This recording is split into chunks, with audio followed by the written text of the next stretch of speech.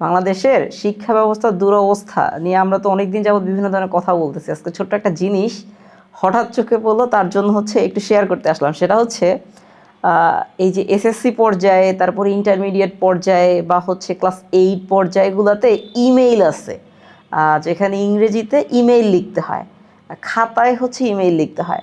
তো এখানে আমার কাছে কয়েকটা জিনিস খুব মজা লাগছে। সেটা গতদিন পড়তে যেয়ে দেখলাম যে তোমার বাবার কাছে তুমি একটা ইমেইল লেখো তোমার এসএসসি পরীক্ষার প্রিপারেশন সম্পর্কে।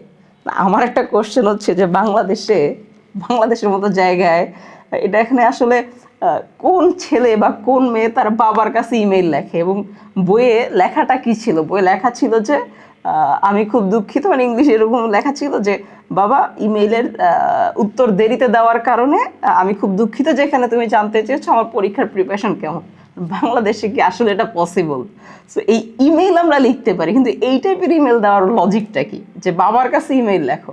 সো আরেকটা বিষয় আমরা ইমেইল লিখি। এখন আমার একটা প্রশ্ন যে শিক্ষা ব্যবস্থার কাছে, যে ইমেইল খাতায় আসলে কি ইমেইল খাতায় লেখার জিনিস? তাহলে তো চিঠি লিখতাম। ইমেইল কি আসলে খাতায় লেখার জিনিস কিনা? আর স্টুডেন্ট দেখা যায় ক্লাস 8 থেকে তারা ইমেইল লেখা শেখে।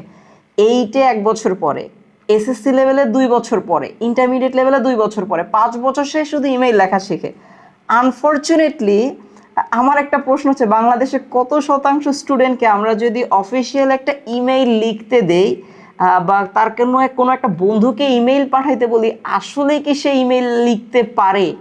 ইমেইলে যে শুধু টু আছে, টু এর সাথে যে একটা সিসি আছে এবং বিসিসি আছে, কোশ্চেন এগুলার মানে কি সে আসলেই জানে?